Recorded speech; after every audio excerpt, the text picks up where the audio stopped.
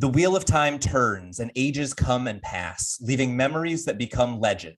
Legend fades to myth, and even myth is long forgotten when the age that gave it birth comes again. Welcome to Through the Glass Columns, a Wheel of Time read-along podcast. Each week, we will be reading, discussing, and digesting a small selection from Robert Jordan's fantasy opus. This quest is led by Tylor, a true Wheel of Time warrior. I have all stories, ages that were and that will be. And I'll be joined by Greg, a complete novice to the Wheel of Time. The Wheel of Time and the wheel of a man's life turn alike without pity or mercy. Join us each week as we read the Wheel of Time in our own sweet time, traveling deeper and deeper through the glass columns. But what does that even mean? No. You don't get to find out yet.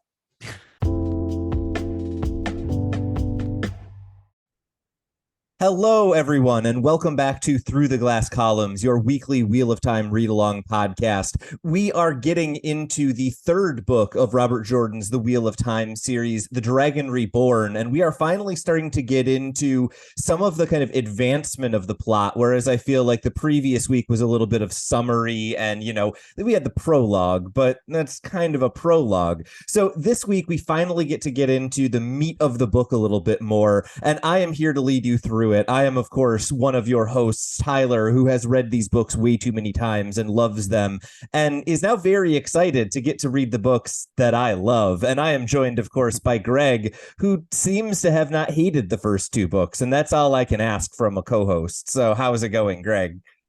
The road goes ever on and on. Very good. Excited. Like I think you said it right. We're starting to already dig into some of the meat of this and get going. I can tell that we're spending a lot of time in Perrin's head, which is, I'm sure, part of what makes you love this book a little more. And it's great. It's exciting to see kind of some more complications this week is how I will vaguely state that in case people are listening to this one chapter at a time. Well, given that we're doing this potentially one chapter at a time and want to avoid spoilers, let's just get right into the first of our three chapters so we can start talking about some things and not have to worry about spoilers. So chapter 2 is Saidin. So the tinker Leah notes Loyal and is talking about how it's surprising and Ogier is here, but then she immediately insists that she would like to go to see Moraine. Perrin offers her, the ability to rest or do something else, and she wants to immediately go to Moraine. Perrin is wondering if they will ever leave the camp. We learn that some time has passed from the previous book. It is now the end of winter as opposed to the end of fall. And at this point, Min approaches and says that she has seen a vision on the Tinker, that the Tinker will die. She saw an image of the woman with blood on her face staring lifelessly. And there's a brief discussion of Min's powers, and we kind of get a little bit more detail. I'm sure we'll dig into this in our discussion. At this point, Loyal approaches and first is talking about the Tuatha An, but then he basically just starts to kind of think about ta'veren, and we get kind of the lecture about what ta'veren means again, and then Min and Perrin are both sort of lamenting what ta'veren has done and how it has changed their lives, both of them in very different ways. At this point, Rand leaves Moraine's hut. The Shienarans are all kind of honoring him and calling after him, and then he goes off to be on his own, and Perrin follows him. They go through what appears to be a large crack in the mountain where they are staying, and then they have a discussion where first, Rand is talking about the weight of his duty and how he wants to be helping the people who are fighting for him on the plains, but he knows Moraine is right that he cannot. And then Rand suddenly starts talking about the power and how it is constantly there, kind of tempting him. And then he begins drawing on the one power. He creates what appears to be an earthquake, does some damage to the area where they are, and then suddenly stops. And as Perrin kind of is walking walking away after this, Rand asks him whether he thinks dreams are still something that he experiences, and specifically asks whether or not he thinks dreams tell the truth. And that is where the chapter ends. So this I see as a chapter with two parts. The first is very much focused on Min, and the second is very much focused on Rand. And I have to say, of the two, I really loved the Min section of this chapter. I found it to be really kind of highlighting what Robert Jordan does well, which is reestablishing things we've already known with just enough new to keep you interested and get you wanting to read more. What was your take on this kind of first half of the chapter in particular? Did you find that the new tidbits about Min were enough to carry you through kind of the early book exposition that we need to remind us everything that has come before? Yeah, I think definitely. And, it made me think a lot about Min and how she was very much a kind of blink and you miss her in the first book, or, a little more than that, because she had a memorable power. She wasn't, totally forgettable. And then seemed to, particularly in the latter parts of book 2, kind of start her way kind of higher into this. When we last saw her, she was, nude in bed with Rand, which is memorable among other things. But was really kind of establishing like, oh no, I'm a core part of this story. And so this kind of felt like the fulfillment of that. It's not a POV chapter or segment for her, but we get a lot of her identity. So, I think we've used that language repeated, like who gets promoted to the main set of characters. And especially when you're planning a fantasy book series this long, that's important. And, I think Lord of the Rings does that a few times across even just that short series, where it's like, oh no, you thought we were just kind of telling you a little bit about Eowyn for world building, but no, she's actually like a key part of the story, and get ready. So and I know it that felt like that. I know that a lot of what both of us pay attention to is, television and film. And there is a place where I think kind of the hierarchies are very clearly defined, right? There is very clearly, you can be either above or below the line. That is a thing that is defined in the industry. And then with like television, you get into things like, guest roles, and are you a supporting character or part of the lead cast? Some people get that like and at the end of the credits. And so this feels like that, right? I don't know whether Min is quite yet. I don't know whether she gets a spotlight during the credits, but she definitely has her name running sometime during the beginning of the show, right? You don't have to wait until the end to see who plays Min at this point. And I find this section works really well to reestablish that character. I think there's just enough really good kind of character beats and new kind of hints at how her powers work that it gets me really interested in her in a way that, as you say, before it was kind of like, I know she is now going to be a main character. And this felt like the first time I felt like I got to know her as a main character. Like, we're 2 chapters into this book, and I kind of feel like I know Min better than I know Matt at this point, and he's been with us since the beginning of the story. Yeah, and there were a couple references here, Perrin and Matt both make, and it kind of really, again, we're at a moment where you and I are splitting our focus between show and book in a way I have not experienced. And I felt myself feeling some of those gaps, and I'll leave it vague at that so as not to spoil anything on either side of that line. But it was like a reminder of like, oh, there's a lot that we don't know about these characters, despite being in our third book with some of them. I think in terms of Perrin and Matt, we know a lot about what has happened to them since the beginning of the first book, but there's a lot blank. And like you're saying, Min now, had such a lesser role in those 2 books that it's like, well, we're going to catch up on some of where she's been and what she believes and feels and so on. Yeah, so I guess my question for you as a first-time reader is I've got like 3 or 4 little details or little moments that jumped out at me that I got excited about, but I kind of don't want to poison the well initially and get you focusing on particular things if you had other things that jumped out at you before you get the experienced look. So I guess I'm just curious, what is your kind of take on Min and what in this section stood out to you? And then I can kind of do the same back to you without biasing what comes up for you and your thoughts. Yeah, I mean, I think the the reminder that she has powers, and I don't want to lose sight of a lot of this was a set of reminders. I again think it's less true that somebody would just grab book 3 and be like, here we go. Right. But it seems to be that kind of classic Marvel, like if every issue could be somebody's first issue. Yeah. So it seemed like a little of that going on here. And so a reminder that she has the power to see what people are doing, but clearly defining it as like not asking questions, but just seeing flashes. Like she can't seek out specific knowledge. She just can sense or get images from a person. Then that takes a rather tragic little turn, which is that she can now sense that Leia is going to die, but can't do anything about it, can't change it, can't adjust it. She sees flashes of the pattern. And that feels obviously very classic mythology, right? That I'm gonna blank the soothsayer in Oedipus, famously, perhaps most of all, sees the future, but just by voicing the future, nobody's going to believe her, and she's going to bring it about to pass, and so on. So, there's so many figures across mythology of that, and it feels like Min is not somebody who is unaffected by all that, but it's just an acceptance of I just get to know, I don't get to change or redirect.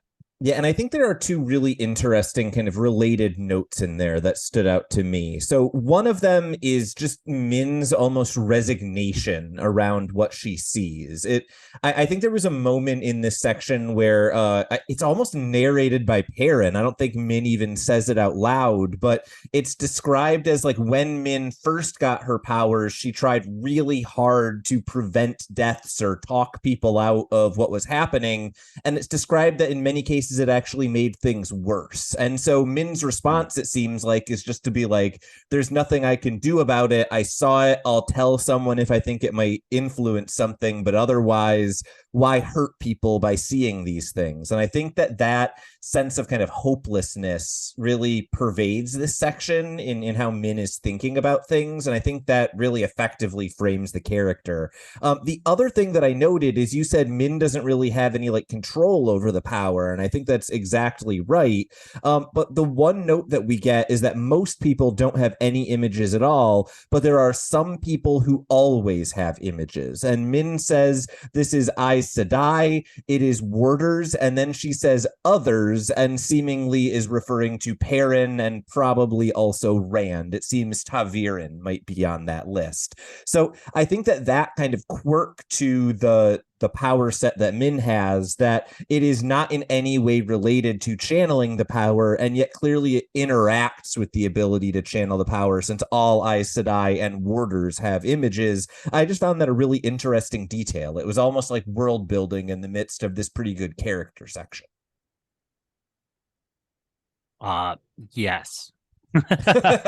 Completely agree with everything you just said, and again, all of that just reiterates it does feel like we're getting a promotion of Min, and just the fact that she's now going to be with the core group, feels important and worth noting.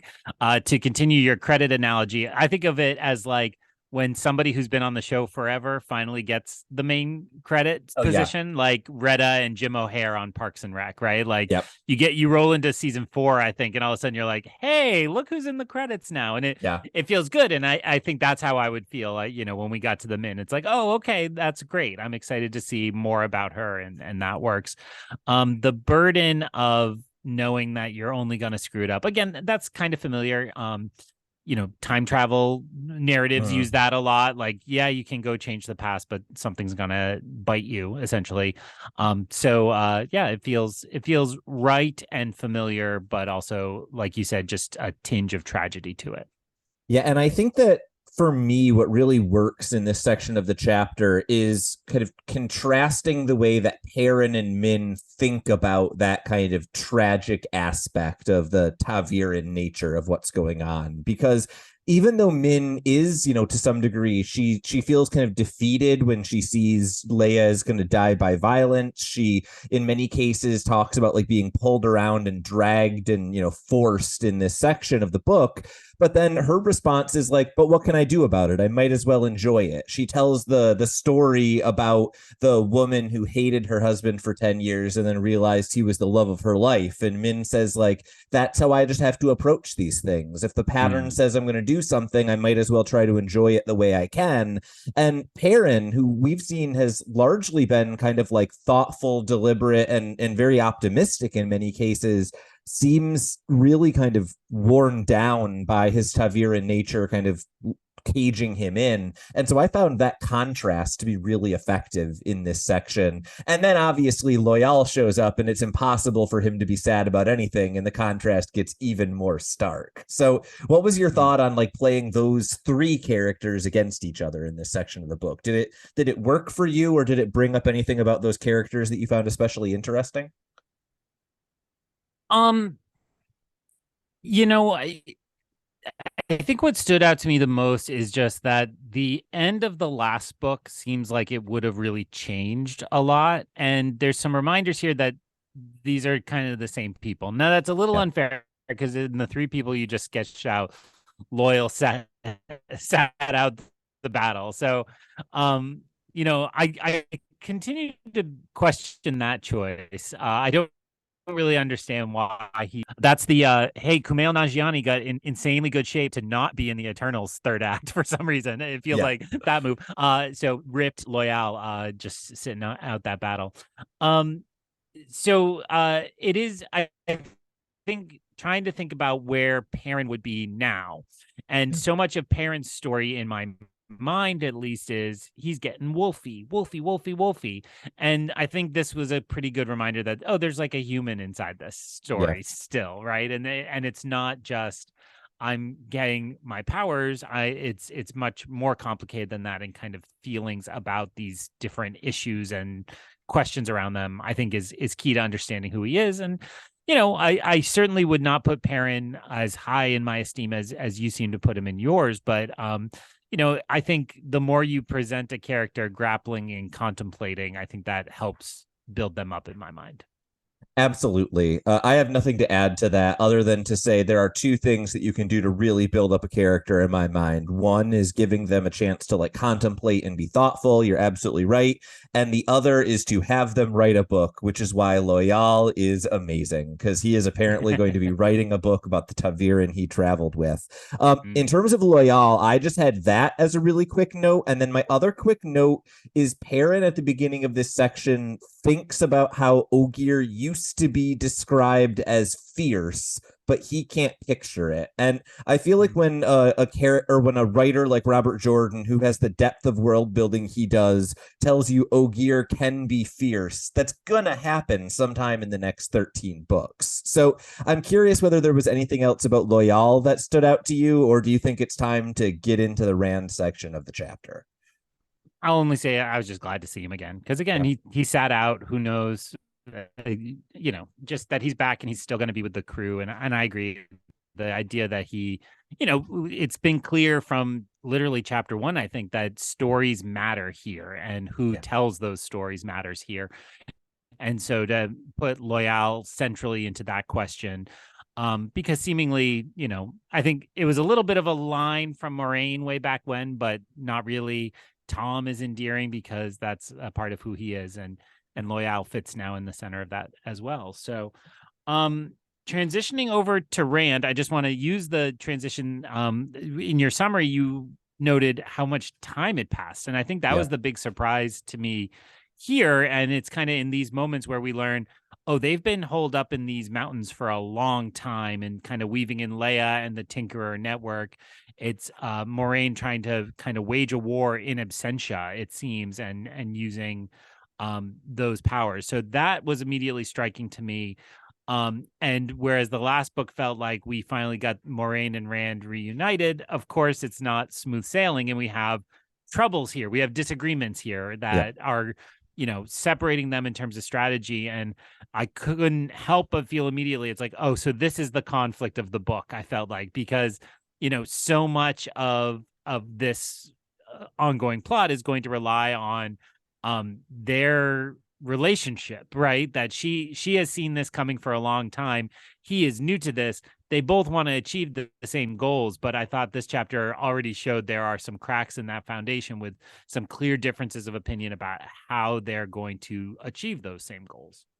Yeah. Speaking on timing, I do just want to highlight a couple of quick things about the fact that we've had some significant time pass. So the first is, if you are tracking calendar years, we are now no longer in 998 of the Common Era. We are now in 999 of the Common Era. The other thing worth noting is that we know that Rand was born sometime in the winter, and so birthdays have happened. Our main male characters are now probably 19 years old rather than 18. We can think of Egwene as probably being 17 rather than 16. And then, as you know, I think the world has just moved on a little bit. It's not entirely clear whether the White Cloak prologue that we got is before or after the winter. And so it's worth noting some of the details we've got may be a little bit out of date as we're kind of approaching what is Moiraine doing, what is the situation she's dealing with. The kind of update we got 2-3 chapters ago may already be slightly not as good as we would have hoped, if that was given at the beginning of the winter and we are now at the end of it. And then, as you say, I think the fact that Rand and Moiraine are in conflict is setting up something new, because in the first book, Rand was very much following Moiraine somewhat blindly, not knowing what he was getting into. The second book, Moraine's strategy was leave Rand alone and see what he does on his own and kind of guide him indirectly, either via Varen or not, just by giving him a goal when they left. And in this book, it seems like Moiraine wants to be much more involved in Rand and his decision making. And at least at first glance, it doesn't seem to be going well. Rand seems really frustrated. Running out of a room after arguing all day and wanting to be alone is not what you're looking for if you want to be someone's advisor. So it seems like we're kind of setting up a very different dynamic between these two really prominent characters at the beginning of this book.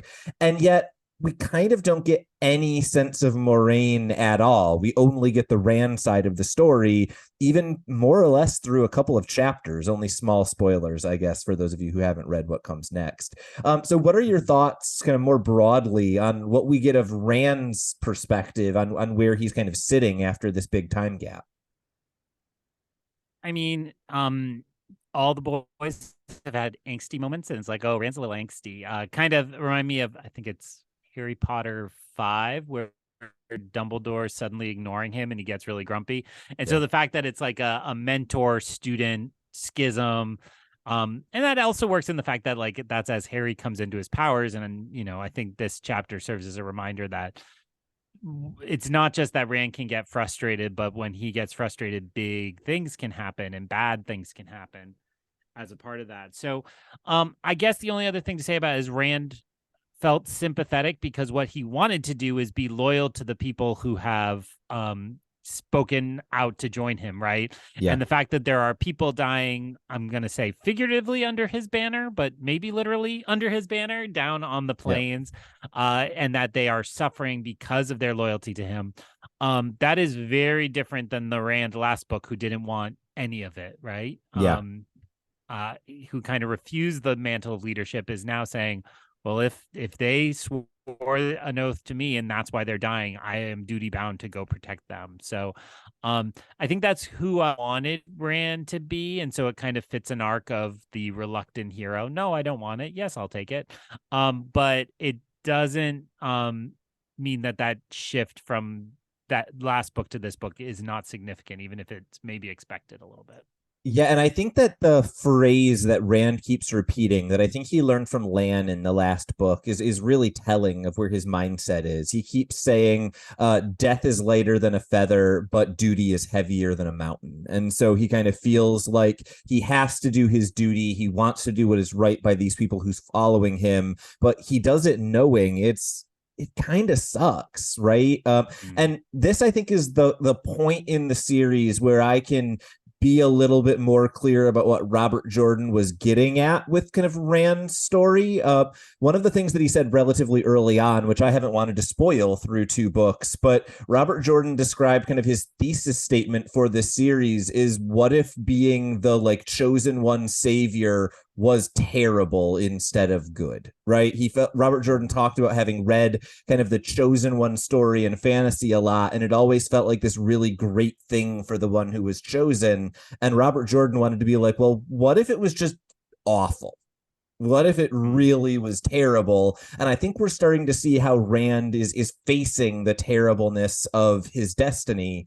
It's kind of to say, this is awful, but I have to do it. And that's an interesting place to put your hero still relatively early in the series.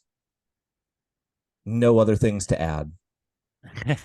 Well, and tied to that is, again, if his frustration is coming out as like a lack of self-control, it all just has this extra edge of danger, because we know madness is associated with his power, and there's a danger here that is further complicating what you just nicely informed us about, which is, not only does it suck to be the chosen one, but then you might actually be the one to, destroy the world if done poorly. And I assume that was, the primary goal by this Rand section, was just to show he's a bit unstable, and unstable means people could easily be killed. I mean, here we have destruction and injury connected to that. Yeah, and then I think the really interesting thing that comes out in that is what is going on with Rand internally, because this is the first major Rand moment that we've had that isn't from his perspective. And I think that's really important to note from Robert Jordan, right? Is we've had two straight books where I think if you add them together, Rand has added up to like 130% of the POV across those two books. It's more than a book is just him. And so to now have him have a conflict with Moiraine and be struggling with his ability to control his power, and to do it from someone else's perspective, I find a really fascinating choice. So I could see this from Robert Jordan's perspective either being trying to give the audience a new kind of look at Rand, or wanting us to have some mystery about what's going through his head. And I can't quite decide which of those seems the more likely culprit from Robert Jordan here. And then I don't know either, because I'm the dumb one on this. But yes, I think, if it's not which one, it's both, right? Yeah. It's like keep it all in tension, keep it all in play. And, one thing I hear from my students a lot, I don't teach a lot of literature anymore, but students today often react and hate when something is indeterminate. And it's like, no, there's beauty in indeterminacy, right? Like, if you're not sure what a character's motivation and trajectory are, that's okay, right? And, I think that feeds into a larger cultural shift towards all this franchise stuff, right? Like, we like these franchises because we kind of know what to expect. And yet, when you really are not charting a familiar course, there's like something delicious about that. And so I mean, that sounds really lame. Rand was delicious this chapter, but it's really exciting to be at the verge of a long path and not knowing where that's going. Yeah, and it's, I think, really indicative of what people want from stories like this, is they want them to be familiar enough that they can kind of know a little bit what's coming, feel comfortable in kind of how the story is going to be told, and then they still want to be surprised. I think it's why when we think about like the great episodes of television, they're often the episodes that break the formula, right? It's often bottle episodes, or episodes that only focus on a few characters are often the ones that make us go, that's the one, even though it's the thing that breaks the format of the show that established everything that makes the episode work. And so I feel that a little bit here. Robert Jordan is saying, now that you kind of know the rhythms, I can play around with them a little bit, and you're willing to go along with it, even though it's kind of an unexpected twist instead of that familiar thing that you're used to, that like big hug. So I see that is kind of the goal of this chapter overall, right? Is try to get you the reassurance of things are still the same while also giving you just enough here's something new and here's something different to keep you interested. So I guess as we transition to the next chapter, are there any last little things that either jumped out at you or made you excited to keep reading throughout this chapter? Anything that just made you go like, ooh, I want to dig into that at some point? The only thing present in my notes that maybe doesn't deserve a mention, but I did really like how Leia became so focused on Moraine, and there was not a hint earlier on that the Tinkerers would be aligned with the Aes Sedai, and the way in which Moraine seems to have a network of spies. That was very intriguing to me, and then the fact that it's a Tinkerer on top of that, it's like, oh, okay, there's something more going on here. And I think last episode I said like, oh, it's nice to remember the Tinkerers are here, but it's something a little different. So I'm excited to see where that goes and how that develops. And that again, I guess, Lord of the Rings or Harry Potter, you have all these species that then eventually get sorted into like, we're the good ones, we're the bad ones. Yeah. And here it's not species. There are some species, obviously, but it's much more like cultures. And it's like, oh, where are we sorting all the different cultures as this line gets drawn through our society? And so I guess that is all meant to say, I like that the Tinkers are on our side of the line.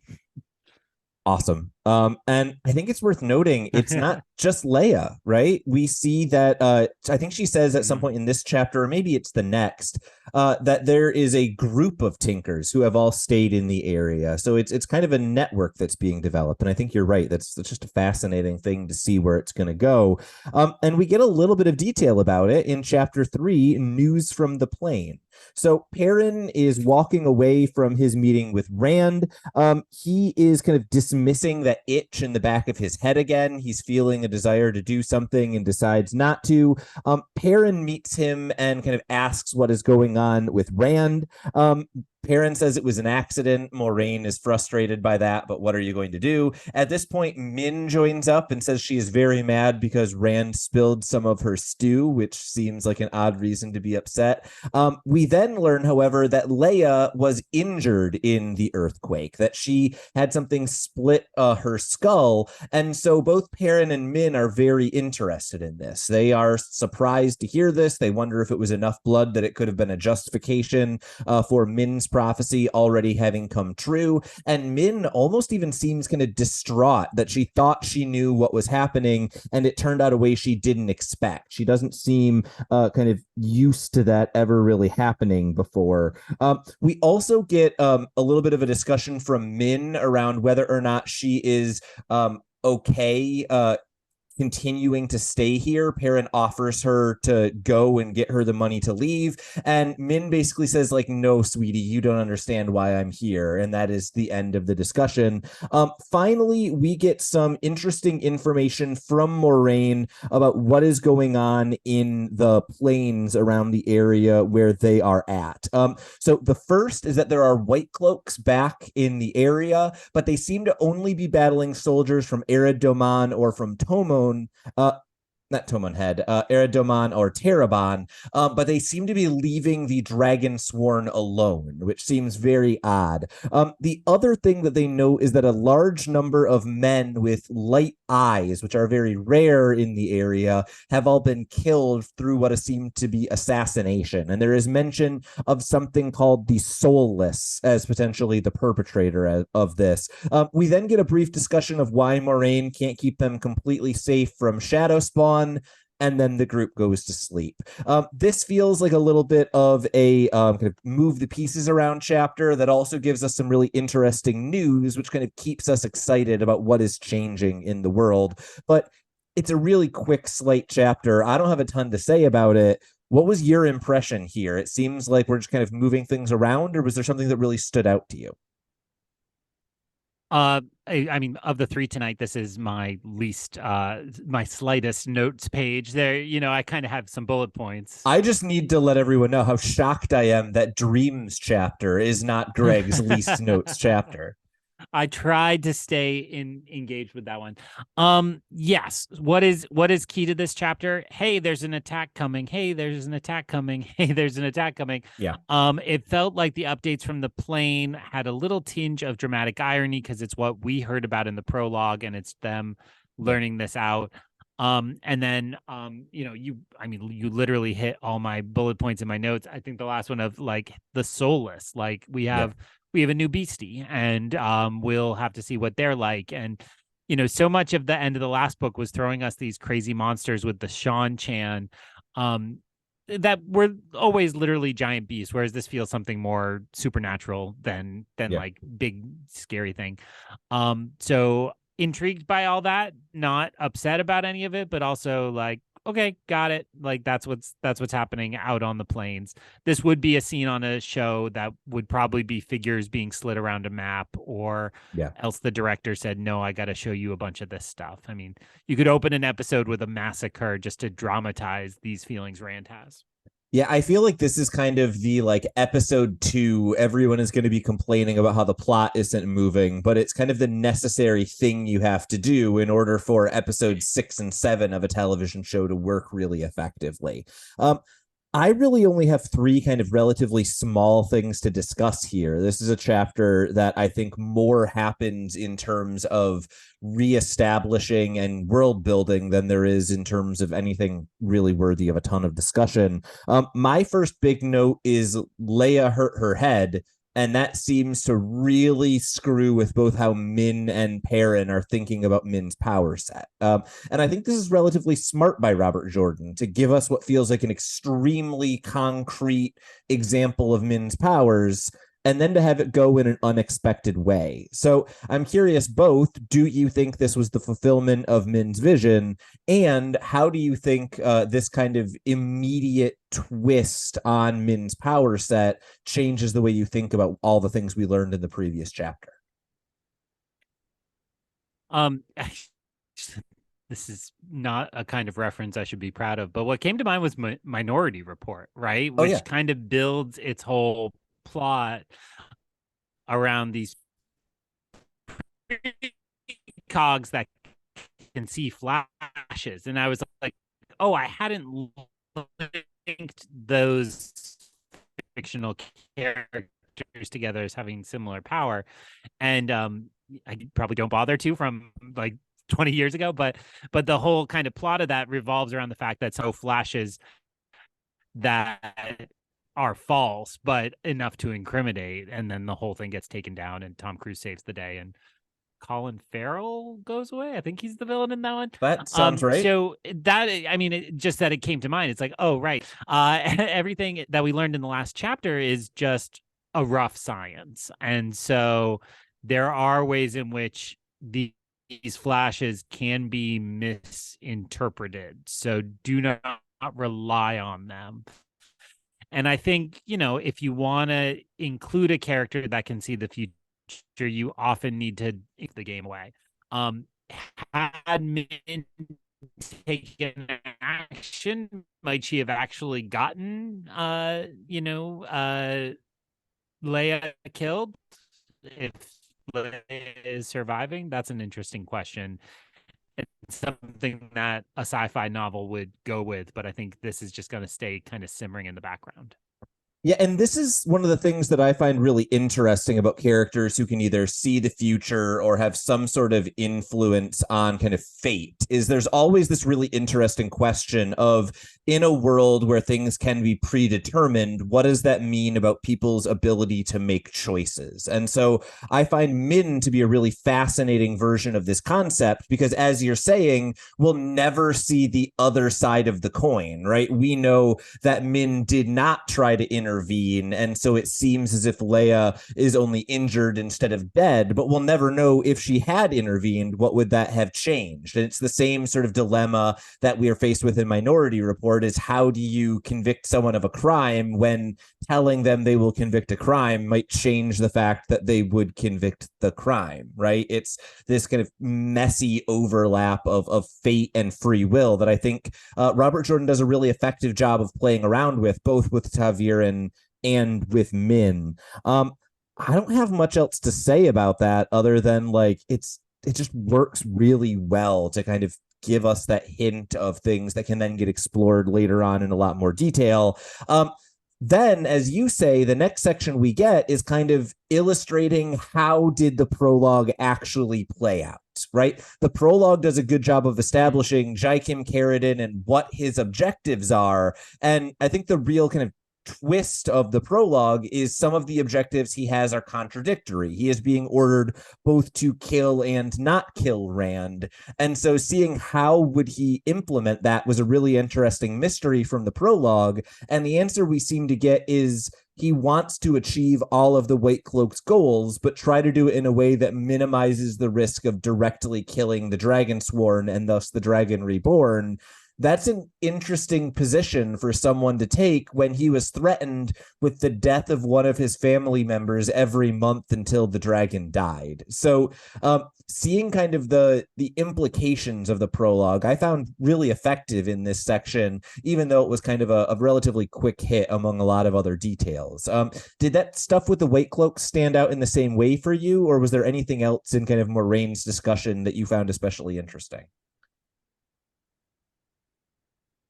Yeah, I think I read it roughly the same way. I would say it was just a reminder that Robert Jordan is not going to put this on screen, quote unquote. He's not going to keep the focus on those types of elements in this story. He's going to always have it be rumor, or we heard, or we saw from a far off hill, or the aftermath. And I kind of respect it, because I was thinking like, well, do I want to be there on the plane with characters I don't know and seeing this and have it? No, that it seems really hard. So let's just look at it from far away and understand its meaning, and keep it more on the kind of personal scale with the characters we like. So I liked it, and I thought it was effective. Yeah, and then I think another version of that, don't show, sometimes tell, because you can do it in one paragraph instead of an entire chapter, I think really works effectively with the introduction of the soul list. We don't even get any details. No one asks questions. We know nothing except people with eyes that look kind of like Rand are dying. End of story. You fill in the gaps. I think that works, right? Robert Jordan knows when to not tell you things. And I think it works with the soulless. Any theories? I know you said they seemed more supernatural than monstrous, but this seems like the time when your imagination gets to run wild. So I'm curious what direction your imagination is running. I don't think this is that spoilery, but I am jumping. Right now in Star Wars books, in particular in the High Republic Initiative, there's a villain creature called the Nameless. And so it just, to me, I was like, more and lesses, like but they function largely the same, which is this creature in the Star Wars books. It's like you don't really get to see for a long time. You just find the aftermath. And I'm being particularly vague just in case people don't sign up here to get spoilers for the High Republic. But so there's a beastie, and you don't really understand what it is, what it looks like. You just understand that what it does is horrifying. And that I was like, this is exactly the same kind of device. And totally, obviously I'm experiencing them in the wrong order of the chronology. So it may be that they were inspired by the Soulless. I kind of look forward to learning more about this. But it seemed like they were well known, I guess, is the other thing. So is this a creature from myth, from history, from legend? But this is something that is already familiar. It's not like a what exists. It's like, no, it's the Soulless. So interested to learn more, but kind of feel like I have their number now. Maybe I'm wrong, but that's how I felt.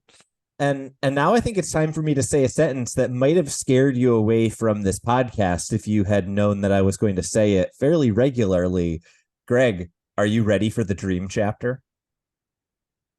Yes. Go ahead. I'm going to take a little dream myself while you're describing and discussing this on your own. Chapter 4, Shadows Sleeping. Perrin hears an unseen voice saying that he will give it up. He turns around and sees a kind of familiar looking man who greets him and says he will give up his axe. He thinks for a bit about how his hands were, how he is not wanting to do violence, wanting to give it up, but the axe is kind of a symbol of that. And then the man says that his hands were made for a hammer, not for an axe. And he basically starts saying that he can find a way for Perrin to avoid his fate, to not have to do violence if he just listens to him. And then Perrin kind of looks in the mirror of himself, sees himself in armor, and starts thinking about other lives and past things that have happened to him. And then he hears a different voice behind him calling him a man destined for glory. He turns around and suddenly sees the most beautiful woman he's ever seen. And then that woman starts talking to him about glory. Boy, does this sound like it's straight out of the Celine playbook. Perrin rejects her. Perrin denies wanting to be a hero and again refuses to take a drink from this woman in the same way he refused to take a drink from the man earlier. At this point, he rejects her, thinks that he is definitely in his dream, and then he is suddenly on a bridge surrounded by other bridges and other roads. At first, he sees the woman and the man that he just encountered in his dream arguing with each other, and then he sees a third man approach who seems to yell at them and be angry with them, and then suddenly there's a fireball, and then a wolf, and then Perrin wants to wake up, and then he can't. And then he is in a chamber with redstone pillars and a sword rotating in the sky. But Perrin notes that that pillar, or that sword is not an actual sword. It seems to be made of glass or crystal. He then identifies the sword as Kalendor, says that it has the power to remake the world, and then he starts hearing a voice in his head. The Twisted Ones come. He sees another wolf. Perrin says he does not want to let the wolves in. He hears again, the Twisted Ones come, and the chapter ends. That's a lot of non sequiturs in a recap. I have a hard time with dream chapters as someone who has to recap them weekly. What were your takeaways? I know you normally have a hard time focusing on the dreams, but it seems like there's some interesting stuff going on here, especially with lots of different, potentially new characters in Perrin's dream. What was your overall thought on the chapter? It did feel to me like we were dealing with a change in whatever this dreamscape, dream world setting is, and that there are potentially multiple forces trying to change and affect Perrin through this. So I would say it seems to me the goal of all the forces of darkness is to get Perrin to quit so that Rand is more alone, right? And yet it now appears that multiple actors are disagreeing over how best to affect him, right? Yeah. Oh, I will convince him he doesn't belong here. No, instead I will convince him to have glory. It seems like my read on Perrin across the chapter is like, good on you, dude. You stayed the course. You didn't give in to any of these seeming temptations, and that the wolf power may be his salvation or his strength in continuing to resist those temptations. But all that being said, I definitely felt like you noted, it felt like Celine to me. I think I naturally assumed the first person was Beelzemon, but then it felt like Celine wouldn't fight Beelzemon. But I, at least how I've previously understood, is she reports to him. If they're fighting this directly, I would say it's more like two lieutenants trying to get into his good graces. So that, and again, all of this is so amorphous in what you just described. It's like, all right, my takeaway, if I didn't have you, where would I be sitting at the end of this chapter? There are two lieutenants who can manipulate dreams, trying to convince Perrin. Perrin resists, but in doing so, puts himself as more of a target. Yeah, and I think that's basically all that we can do in terms of like definitive, solid conclusions, right? I think there's a lot of hints and things that we can read into, but I think you're right in the reading of this chapter of Perrin is being tempted. There are lots of different approaches, and there's clearly conflict about which approach is going to be the best one to try to accomplish whatever goals the Dark is trying to accomplish. I find the first of the two kind of temptations of Perrin, if you will, to be really interesting, mostly because it extends a metaphor that began in the Tinker chapter in the first book of Perrin thinking about the axe versus the hammer and how the axe is a tool of violence, whereas the hammer as a blacksmith is a tool of creation. And it's clear the Tuatha'an were kind of suggesting to him, leave behind the axe, pick up the hammer, be someone who is productive rather than destructive. And what's really interesting to me is we now get what we assume is a dark actor pushing Perrin to make the same choice that the Tuatha'an were, but clearly for a very different reason, right? The Tinkers were telling Perrin, give up violence because it will make you a better, happier person. Whoever this is in Perrin's dream seems to be saying, give up violence because then you can't fight the dark. And it's really interesting to me to see that metaphor that I think I often lean towards. I'm a pacifist. I'm like, pick the hammer, dude. But this is interesting to see the dark forces saying, no, pick the hammer. That's kind of the opposite of what I would anticipate. Yeah. I like that dichotomy of creation versus destruction. And that was nicely said how you linked it back to the initial chapter. And I'm also in my head, I have complicated thoughts because I know you've mentioned that part of Robert Jordan is he was not a supporter of the Vietnam War and is kind of reacting to that. And so I don't think he would undercut pacifism to the degree that one interpretation of what you just described would be, right? This could be no, to not pick a side, to not fight is equivalent to letting the darkness win. And it doesn't seem like that's the theme or the message he would want to give within his book. But it I think can be a pacifist and still an activist, right? There's a way in which, to not fight does not mean you're not involved. And so is there a path of creation that can help those who are fighting the good fight and while you still keep yourself out of it? But I think the dark side is just saying like, nope, let's take this piece off the board. Yeah, to quote the previous chapter, it is possible to oppose darkness without violence. That was Leia. So solid work linking that to this chapter. Nice. I think that metaphor works really effectively, right? How do you do one without the other seems to be kind of central to Perrin's, dilemma and question, both in this chapter and seemingly, the previous books. I'm curious then, is there anything else in this section before we move on to what I'm just going to presume is Lanfear / Selene / whatever the temptation in the previous book was? Any thoughts either on anything else from this first encounter or the second encounter that Perrin has in history? My notes are a little vague, but golden lion helmet, we haven't really thought of that as a symbol before. Some of the symbols here are kind of obvious, like you just said. Hammer means life as a blacksmith in Two Rivers, essentially. And we didn't have a golden helmet, but it automatically makes me think of the legends and the Age of Heroes and what identity might Perrin be assuming within that pantheon. And somewhere in the mix there, it's like, don't you want to be one of the people that the horn calls next time, essentially? And so I think I get that it can just exist as a symbol of glory and of martial victory, but I was also like, well, why a lion, right? Why golden? So is that something I should be able to interpret or still a mystery? So I think the only thing that I would say is we do know that the golden lion, or at least the lion and the color gold, are associated with the country of Andor. And so it might make sense that if we're thinking about this being like an indication of past lives of Perrin, or it seems like he's kind of thinking about like you're saying, kind of generational deeds, right? Can you become a hero of the horn? Has Perrin done things in past lives that were also heroic?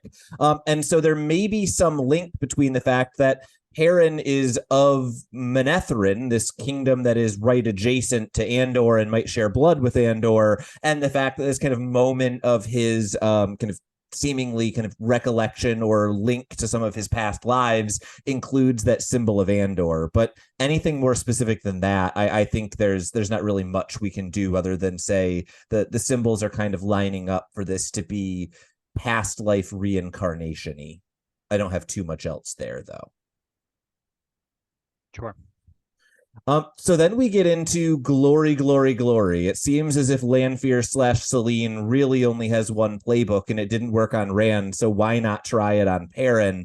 I don't have too much to add here other than most beautiful woman in the world, same temptation lines as last time. Was there anything that jumped out at you in the second of the two kind of temptation dreams, or did it, for me, it kind of felt like, okay, we're just doing this again, but with a woman instead of a man. There wasn't too much new in this second section.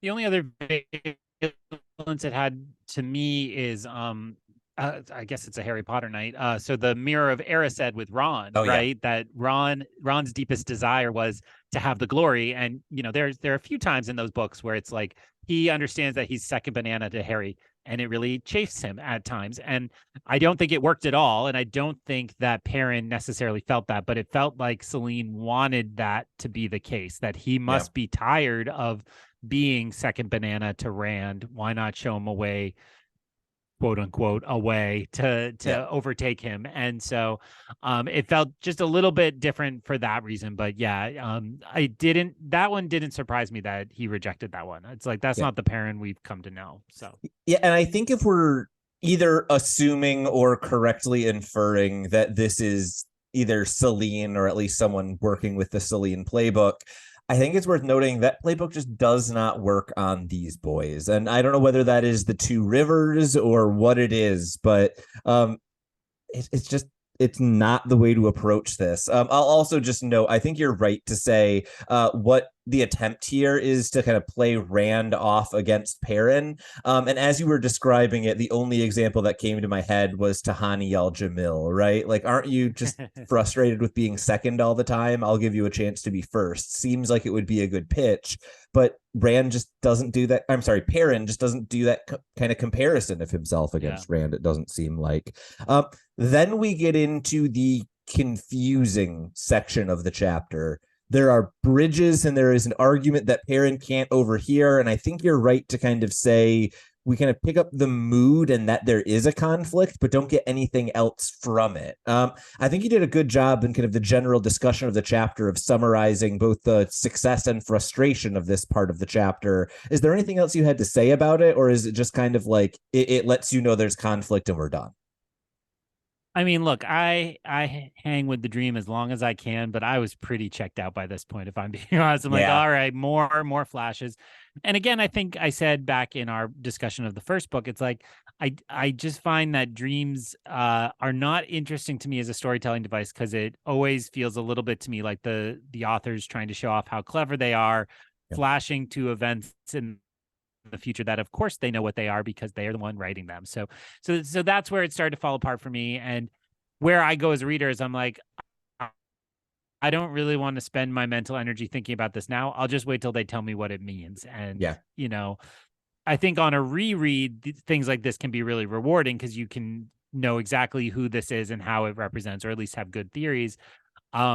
But, I assume there'll be some moment in the future where they'll be like, oh, look, here are the two characters constantly fighting, and we'll understand it better.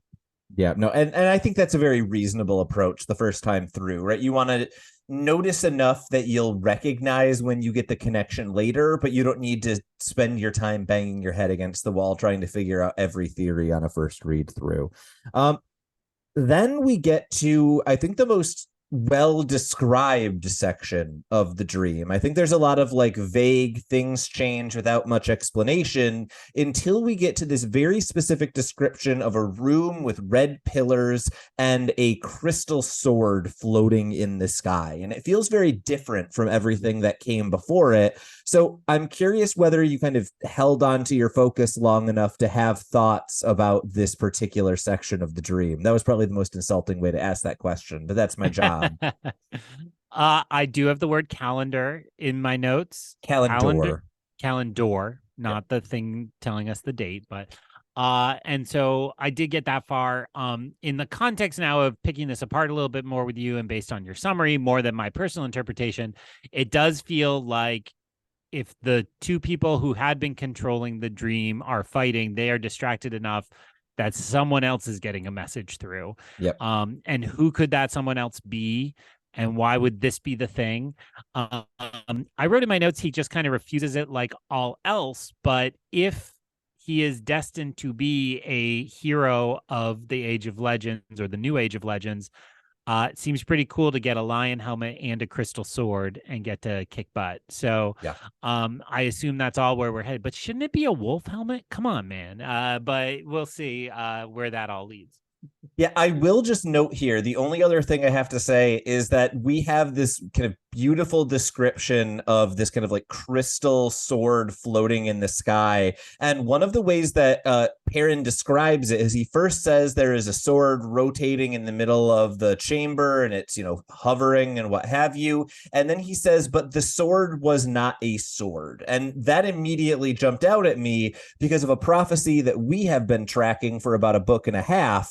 When Min looked at Rand, one of the visions she had was, quote, a sword that is not a sword. And so seeing a crystal sword that Perrin specifically refers to as, but it's not a sword, immediately made me go, oh, wait a minute. We've been thinking about Rand's kind of fire sword that he summons with the power as the sword that is not a sword. But here now we have Kalendor, potentially an alternative interpretation of that prophecy that Min gave in the first book.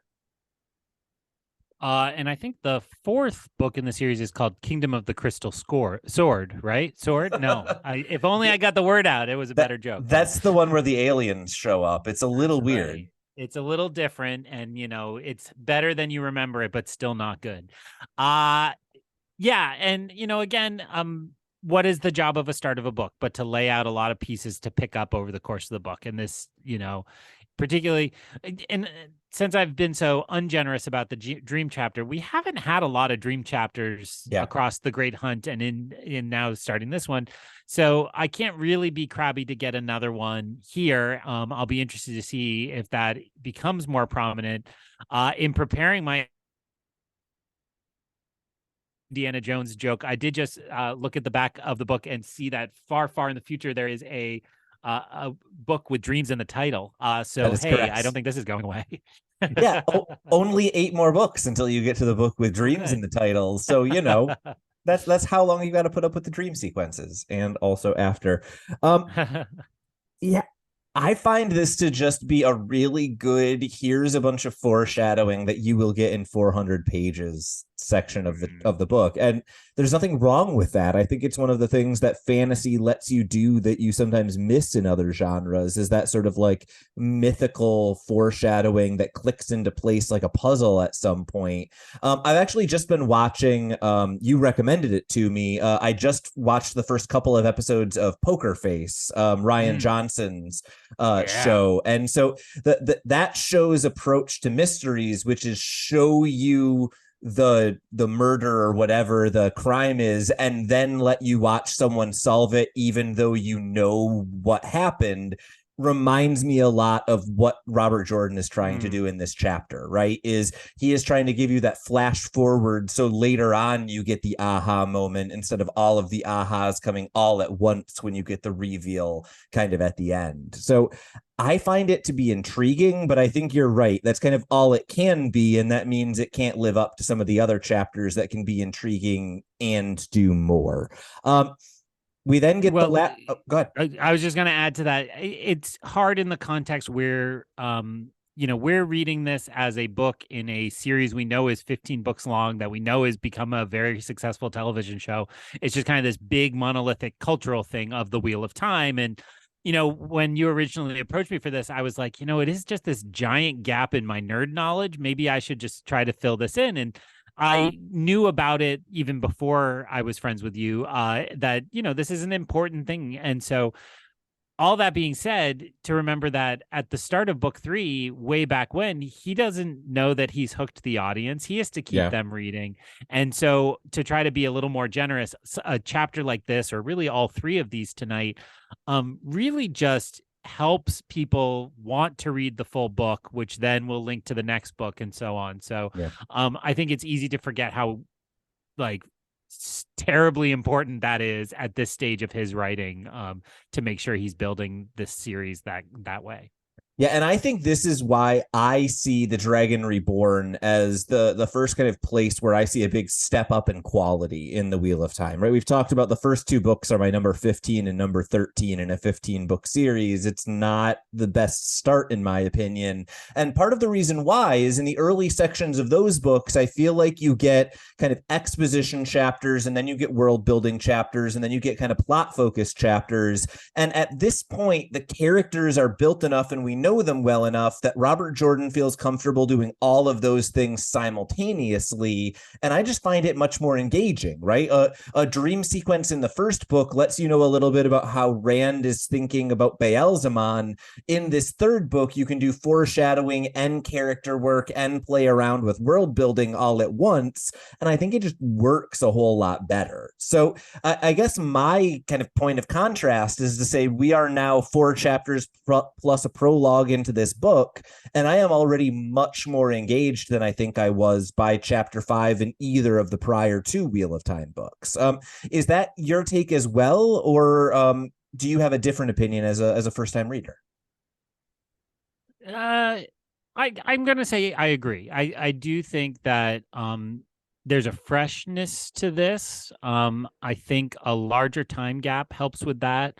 More hints at the larger world. I don't know if more is generous, because obviously the cocktail party of doom last book was kind of that same thing.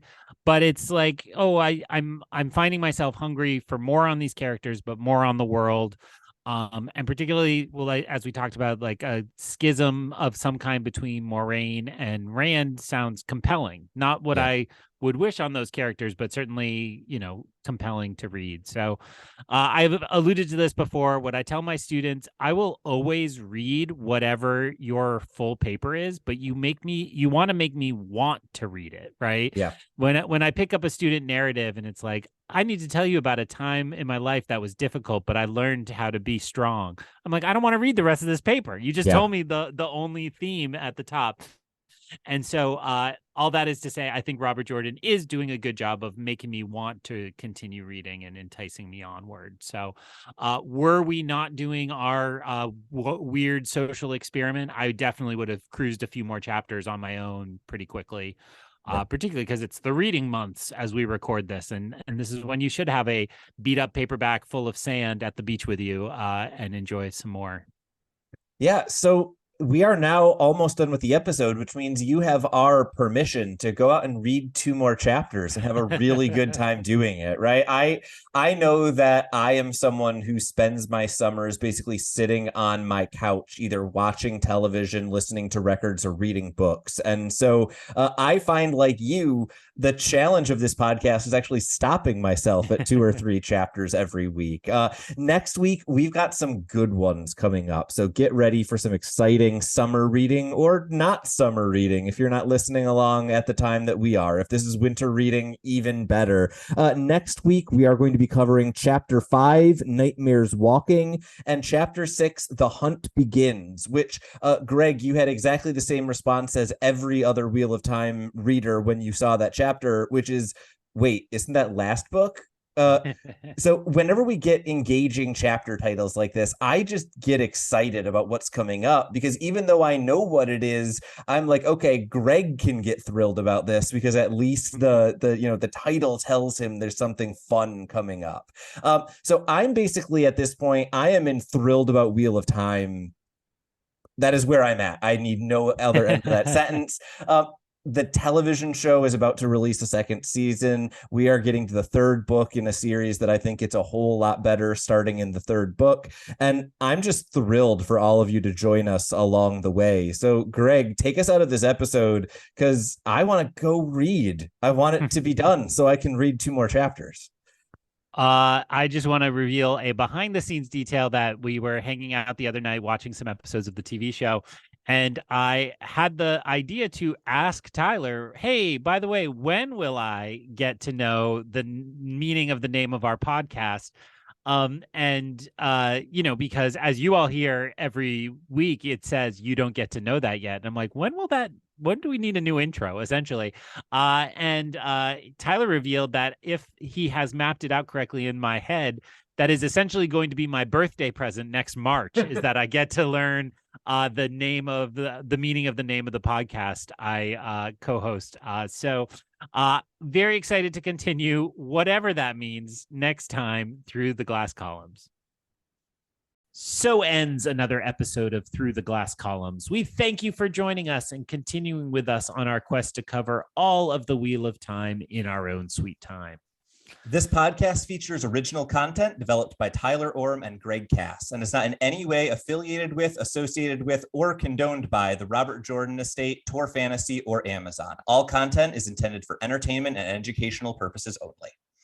If you're enjoying this podcast, please seek out the books from your local bookshop or library and join us as we continue our journey. If you'd like to contact us to share your thoughts or give feedback, you can email us at throughtheglasscolumns@gmail.com or find us on Instagram and Twitter by searching Through the Glass Columns. Thank you once again for being part of this community. If you're enjoying the show, please subscribe to the show, leave us a review wherever you're listening, and recommend the show on your social media to help us grow our community. We look forward to welcoming you back next time through the Glass Columns.